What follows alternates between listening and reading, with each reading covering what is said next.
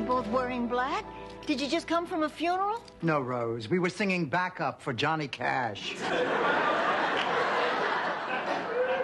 Of course we were at a funeral. Who died? My best friend, Edith Flannery. I thought Mildred Feinberg was your best friend. She was, but we've grown apart. I think her death had something to do with it. I really thought Edith would be around longer. She was only 88 years old and in perfect health. Then one night, bingo, she closes her eyes and she's gone. She died in her sleep. What, are you deaf? I said she died playing bingo. Well, I guess Phyllis Gluckman will be my new best friend. Ma, I thought you hated Phyllis Gluckman. I do, but at the rate my friends are going, I won't have to spend that much time with her.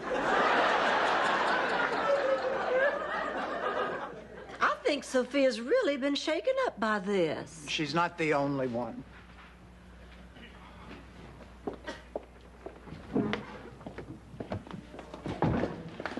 Dorothy, what do you mean? Ma's 82 years old. Edith was only 6 years older. You can guess what I'm thinking. You're thinking your time with Sophia may be running short. Wow, Blanche, that's amazing. Now guess what I'm thinking.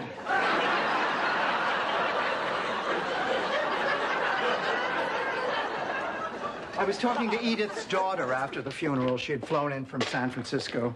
She kept telling me how bad she felt that she hadn't seen her mother in over a year. Well, it's hard to stay close to someone when they live clear across the country. Yeah, well, I live in the same house with my mother, and yet we spend very little quality time together. You know, sometimes we'll be watching TV, and I start wondering how many more times I have left like that. And I find myself staring at her, and like I'm trying to freeze her face in my memory.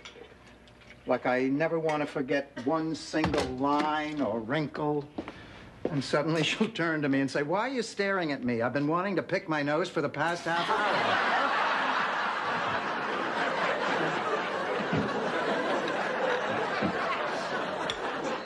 Well, Dorothy, I live by one simple rule. Share your love with people today, because they may be gone tomorrow.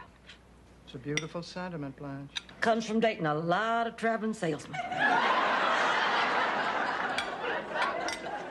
I heard a fable when I was a little girl in St. Olaf that might help. Can I tell you? That's right, Rose. Wait till my defenses are down and take advantage of me. Okie dokie. Once upon a time in the magical land of Flafüvenhaven.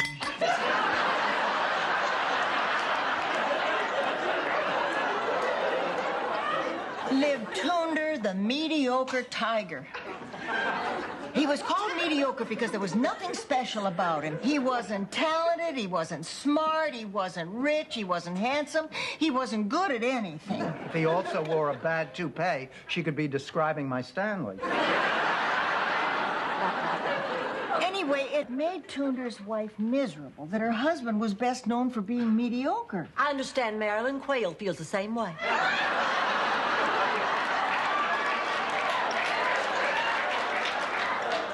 So she asked her fairy godmother to grant Tunder the ability to perform incredible feats of magic, and her wish was granted. Tunder the mediocre became Tunder the magnificent. Guess he didn't want to change the monograms on his towels.